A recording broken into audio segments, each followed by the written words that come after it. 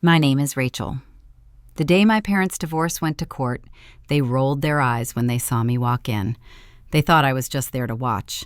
They didn't know why the judge already had my paperwork. If something similar happened to you, tell your story in the comments. The courtroom calendar listed my parents' case between a property dispute and a traffic appeal. Nothing about it suggested anyone knew would matter. I stepped through the doors with a thin folder under my arm, checked in with the clerk, and took the seat assigned to interested party. Linda noticed me first. Her eyes lifted, then rolled, practiced and quick. David leaned toward their attorney and muttered something that made him sigh. "She's here again," Linda whispered, not carefully enough. Always drama. The attorney didn't turn around. He kept flipping through papers, as if ignoring me were part of his hourly rate. No one asked why I was there. No one needed to. In that room, I was still their daughter. The extra witness, the background detail. The judge hadn't entered yet, so people filled the time with murmurs, shuffling documents, checking phones. A bailiff called for order. Someone coughed. The routine kept moving. When the judge took the bench, introductions were skipped. This wasn't that kind of case.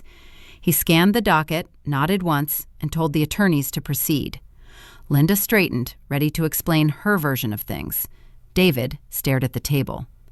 The attorney began outlining assets, speaking fast, confident.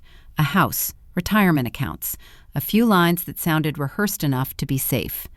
The judge listened without interruption, pen moving across the page. Then he reached for a second folder, not the one the attorney had handed up. This one already waited on his desk. He opened it, flipped through several pages, then looked up, not at the lawyers, but across the room. "Ms. Moore," he said, voice even, official, "thank you for submitting the supplemental records." The room stalled. Papers stopped rustling. Linda's head turned sharply, confusion cutting through her composure. David blinked, as if the name had landed late. The attorney froze, with his mouth half open. Linda leaned forward. "What records?" she asked, too loudly. The judge didn't answer her. His eyes stayed on me, calm, professional, the way they look at clerks and experts, people who belong to the process. A strange stillness followed, the kind that doesn't feel dramatic until later. Someone in the back shifted in their seat. The bailiff cleared his throat. I gave a small nod. Nothing else was required. The judge returned to the file, already moving on. "These documents will be entered into the record," he said. "We'll address them shortly." Linda turned fully toward me now. Her face searched for an explanation that wasn't there. David looked between us, jaw tight, as if trying to calculate how this had happened without his permission. Their attorney whispered something urgent. Linda shook her head, then wiped at her eyes, suddenly fragile. The timing was almost impressive. A clerk's computer chimed softly. On her screen, a notification popped up. Case materials updated. The system worked faster than the emotions in the room. The judge called the next item on the agenda. The hearing moved forward, but the air had shifted. Attention no longer skimmed past my seat. As names were repeated and pages referenced, more glances came my way. Not curious, evaluating.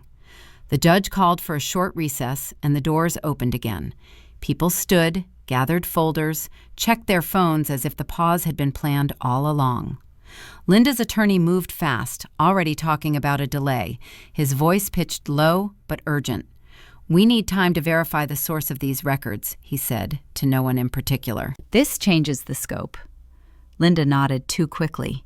Her hand shook as she reached for her phone. David stayed seated for a moment, staring at the table, then rose and followed them into the hall with the look of someone hoping to disappear into foot traffic. Out there, conversations stacked on top of each other. Clerks walked past with carts. A couple argued softly about parking validation. Somewhere near the elevators, someone laughed at the wrong moment. Linda paced near a column, phone pressed to her ear. "No, I didn't lie," she said, voice breaking on command. "It's a misunderstanding. Family paperwork. You know how these things get." She turned away when she saw me, lowering her voice, wiping at her cheek with the side of her hand. The performance was familiar. I'd seen versions of it at birthdays, at hospital desks, at any moment where pressure could be redirected. David stood a few steps back, scrolling through emails. When the call ended, he looked up, eyes darting. "This is because of the old accountant," he said, as if finishing a thought that had been running in his head for years. "He messed things up. We trusted him." Linda shot him a sharp look. "Now you remember that?" Their attorney cut in before it could go further. "Let's not speculate," he said. "We'll request a continuance." He avoided looking at me. By the time the recess ended, the word had already spread. Not loudly, not officially, just enough. People in the hallway glanced over, then looked away. A clerk leaned toward another and whispered something that included the phrase, "internal records." I didn't stay to hear more.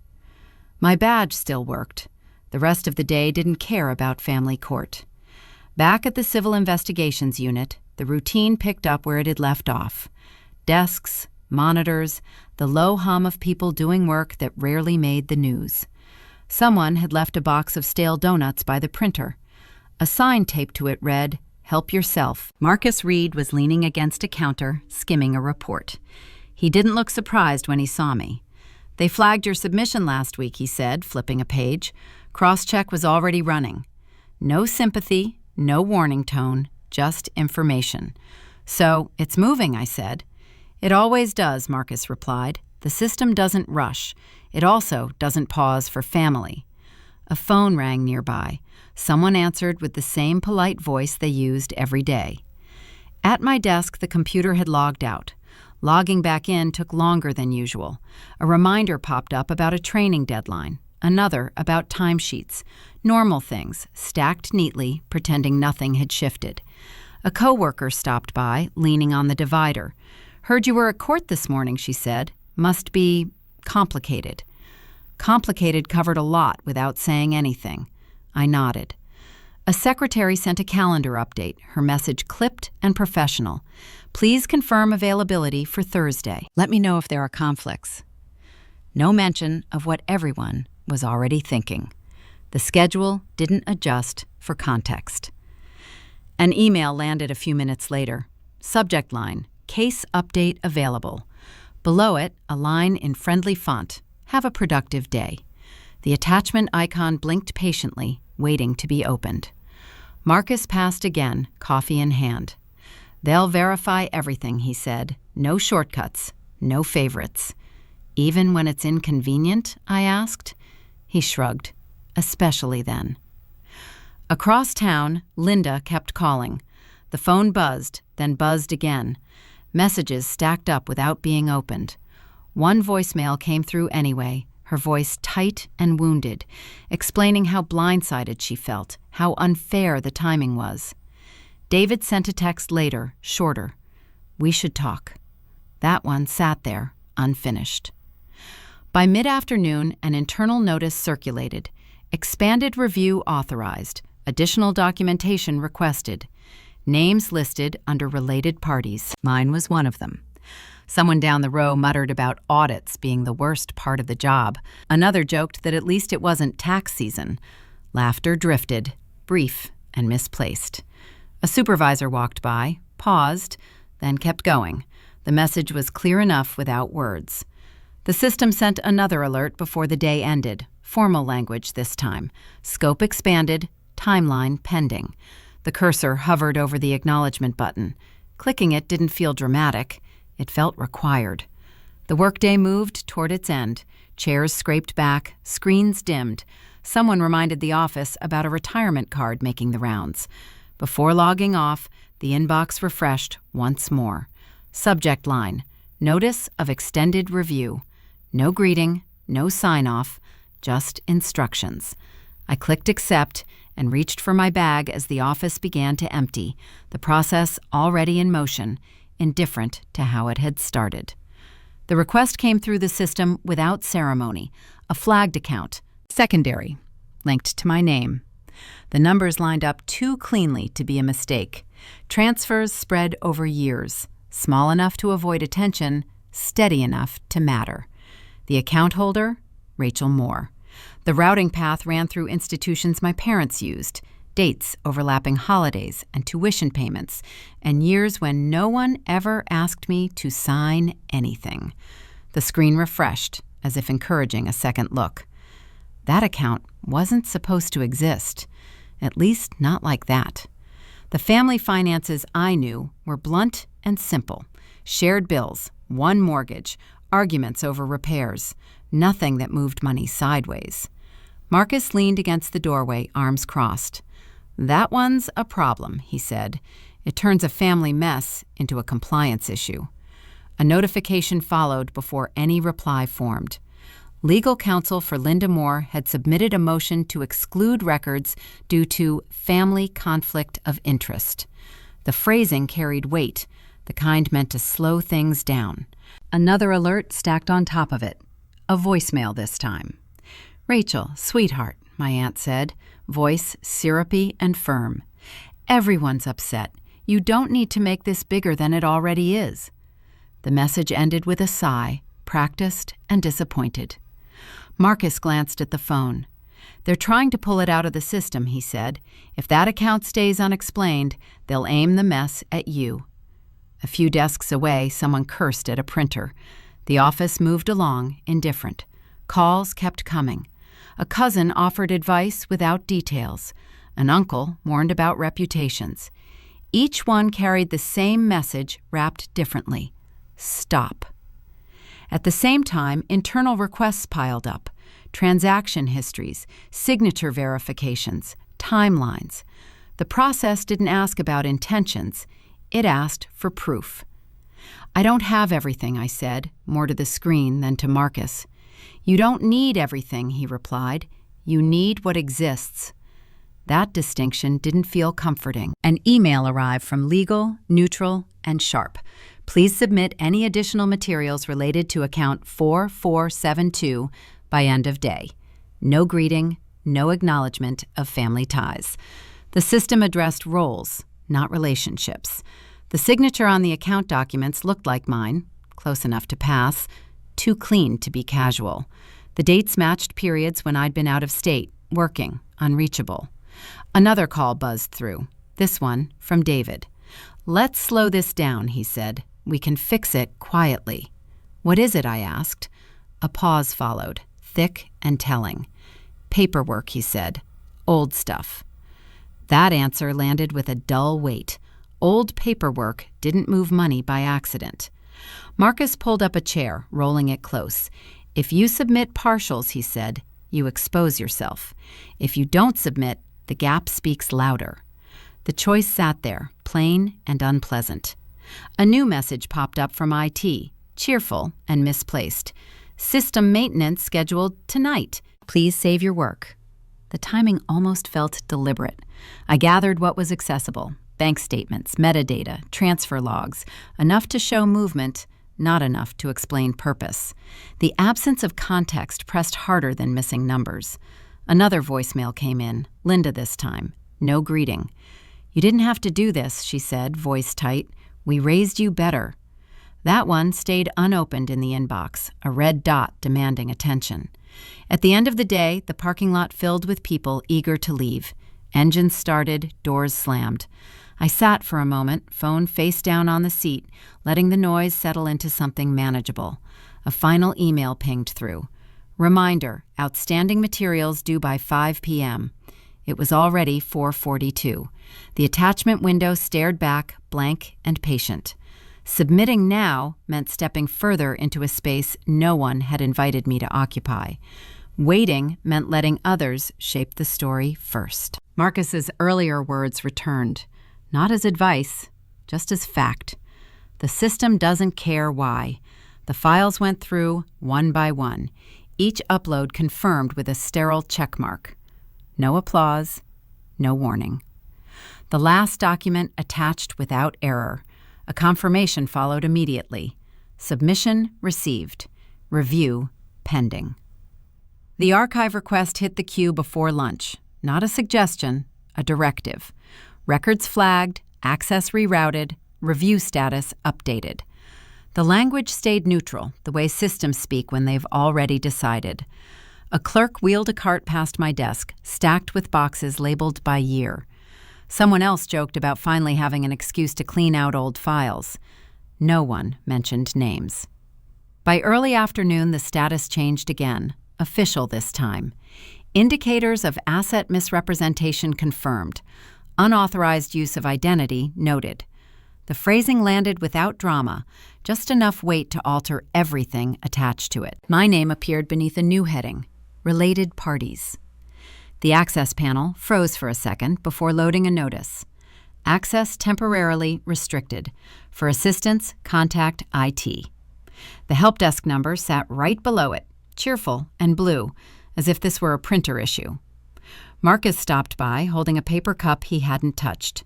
"That's the lock," he said. "It means they're past the courtesy phase." "What does it mean for the case?" I asked. "It means the case isn't just theirs anymore."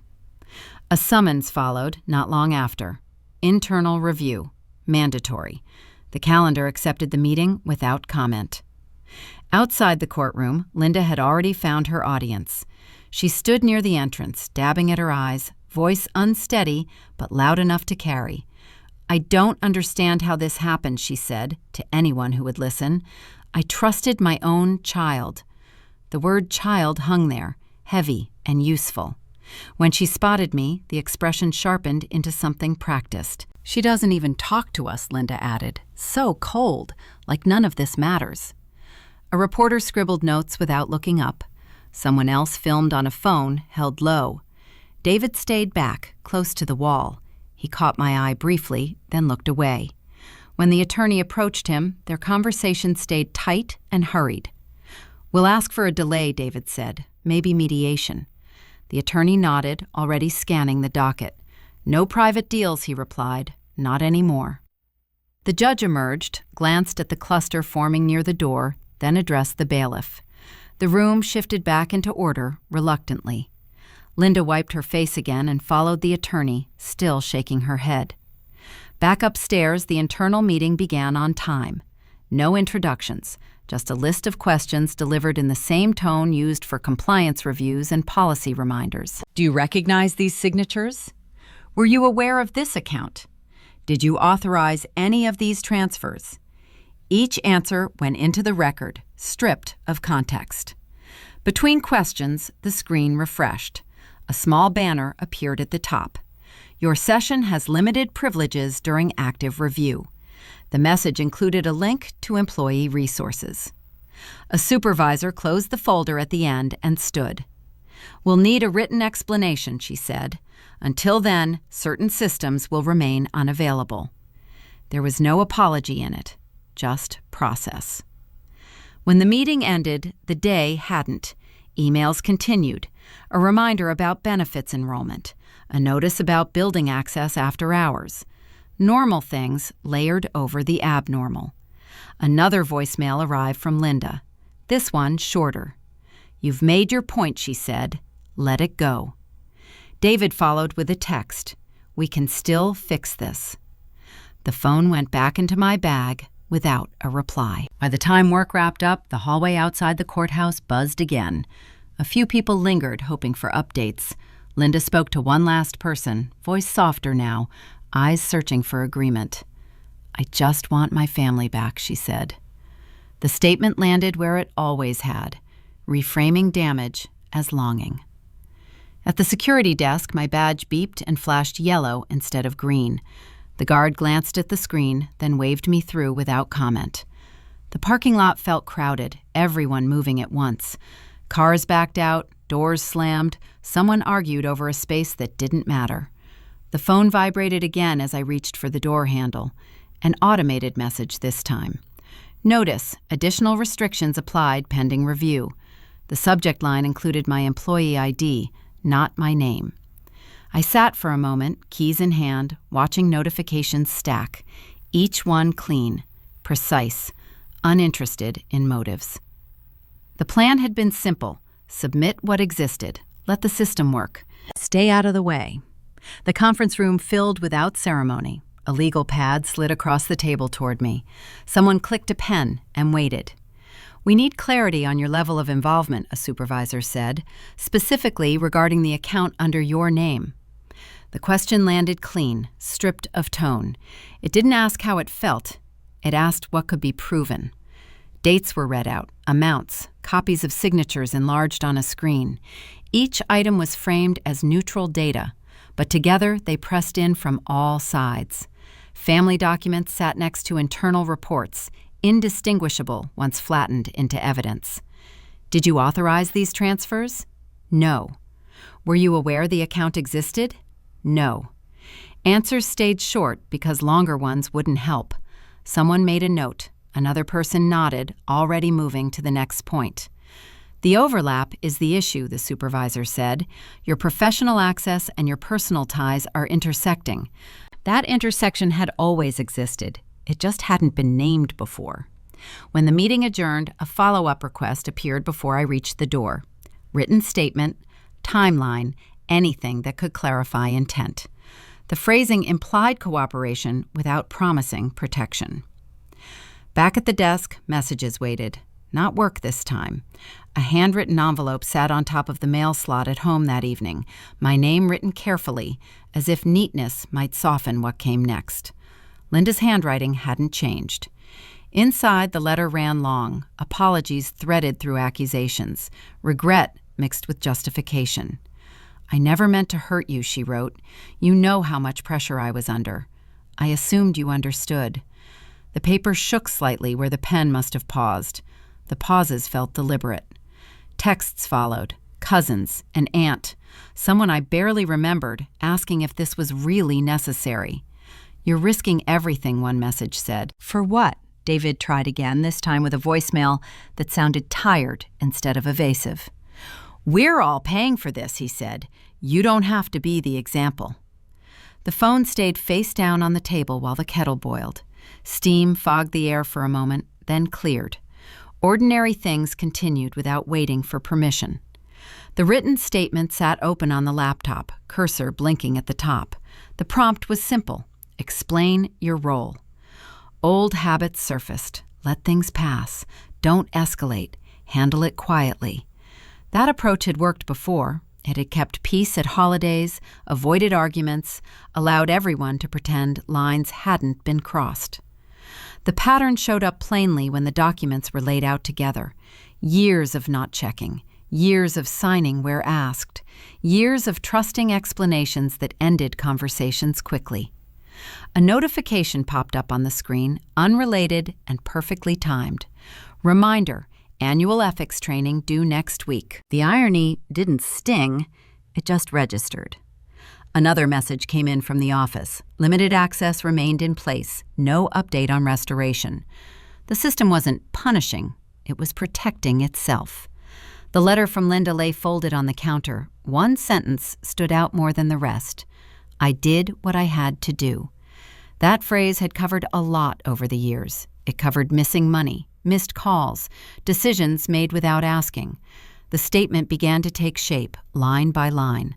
Not an argument, not a confession, just facts, assembled without cushioning, dates I could verify, actions I hadn't taken, gaps left by assumptions. Halfway through, a new email arrived from legal. "Please be advised that failure to provide full disclosure may be interpreted accordingly." The wording offered no guidance on what accordingly meant. It didn't need to. Messages from family kept stacking. One suggested hiring a joint attorney. Another warned about long-term consequences, phrased like concern but aimed like pressure. A reply hovered in the text field more than once, then disappeared. Explaining wouldn't change the calculus. Silence had already done enough damage. The written statement reached its end without resolution. No closing thought, no plea, just a timeline that didn't protect anyone, least of all me. Saving the file triggered another pop-up. File uploaded successfully. A moment later, an automated response followed. "Thank you for your cooperation. The data archive didn't announce discoveries, it accumulated them." A request cleared overnight, and the access panel reopened in pieces, not all at once. Read-only permissions, time-stamped logs, archived versions of documents that no one expected to matter again. The signatures appeared in a column view, aligned year by year. Each one carried my name, each one close enough to pass, unless someone had a reason to slow down. The pattern stretched farther back than I had assumed. Not one incident, not two. A habit. Marcus leaned over the workstation, scrolling without comment. He stopped at a comparison screen where my verified signature sat beside 3 others. Consistent deviation, he said. Same pressure points, same slant. That wasn't coincidence. That was practice. Another layer loaded. Account notes, internal memos, a series of short approvals tied to transfers that didn't need approval if everyone agreed to pretend they were ordinary. Linda's email address appeared again and again in the metadata. Requests phrased as updates, follow-ups marked urgent, language that leaned on familiarity. A compliance analyst joined us, tapping a pen against her notebook. This suggests intentional use, she said, not oversight. The phrase landed heavier than any accusation. Intent didn't ask how things felt. It asked who decided. Across town, Linda's attorney was already working to reframe it. A motion arrived before lunch. Family consent implied. Shared financial understanding. Long-standing arrangements. The argument read like it had been polished by repetition. Marcus skimmed it once. "They're calling silence an agreement," he said. The screen refreshed again. A notice appeared at the top. Scope expanded. Potential criminal civil exposure under review. That wording widened the ground beneath everyone's feet. A call came through from the courthouse. Linda had requested a private meeting with her attorney and the judge's clerk present. Not a hearing, a conversation meant to slow momentum.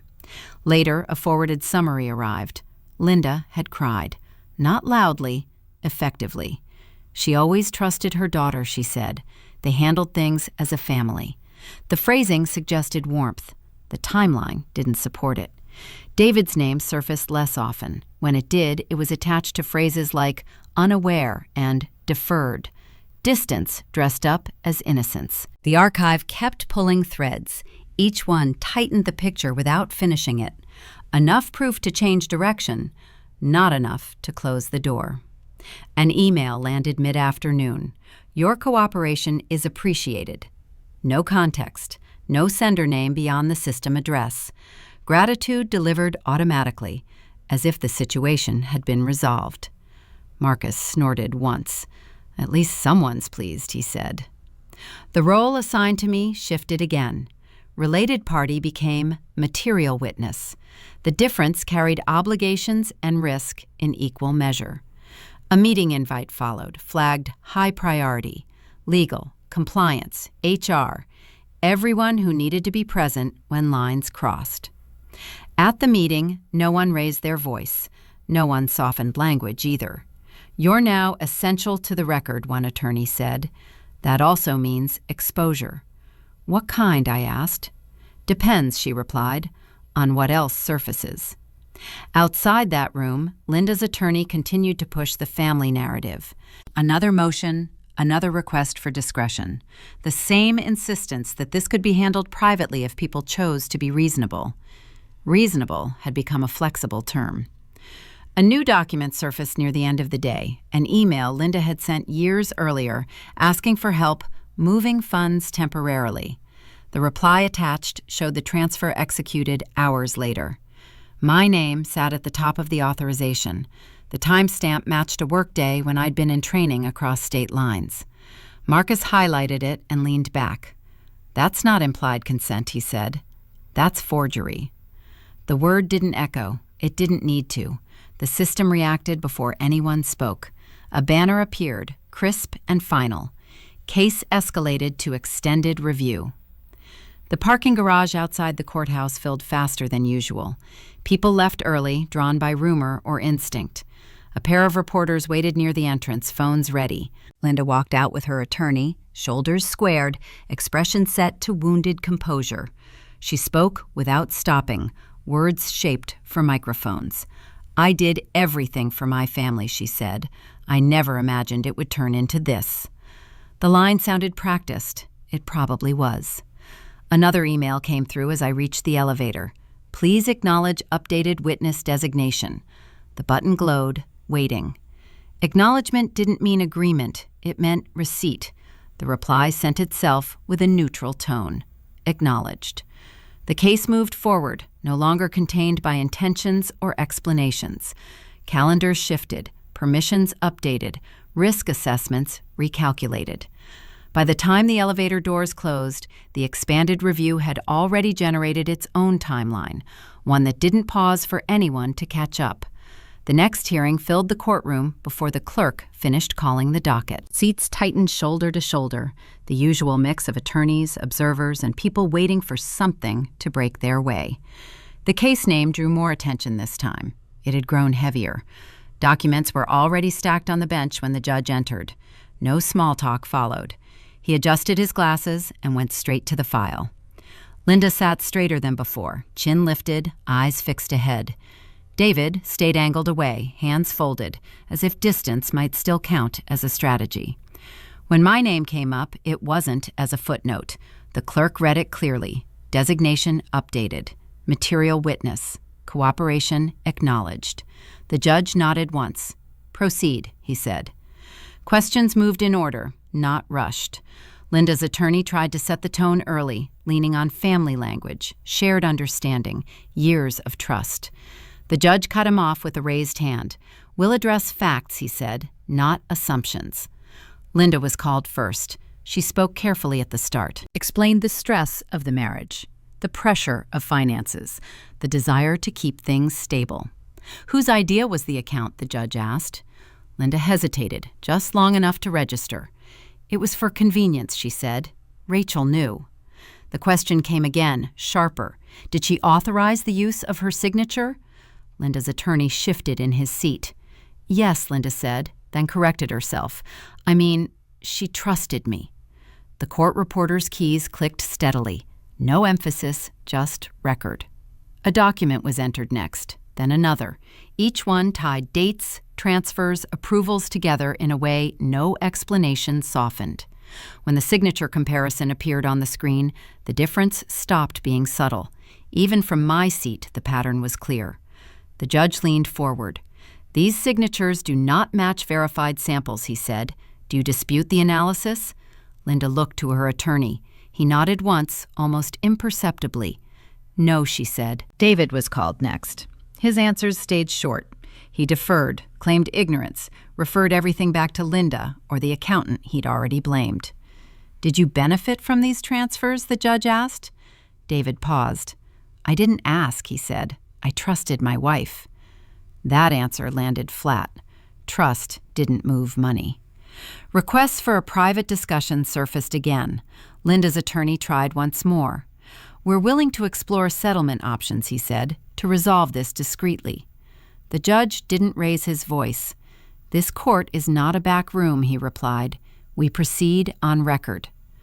A murmur passed through the room, then faded. As the evidence continued, something shifted, not dramatically, procedurally.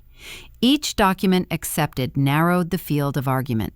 Each objection overruled adjusted the balance without commentary. When my turn came, the questions stayed focused. Dates, locations, access level. The separation between personal and professional roles was drawn cleanly, line by line. Did you benefit financially from the account? No. Did you have access to initiate transfers? No. Did you report irregularities once discovered? Yes.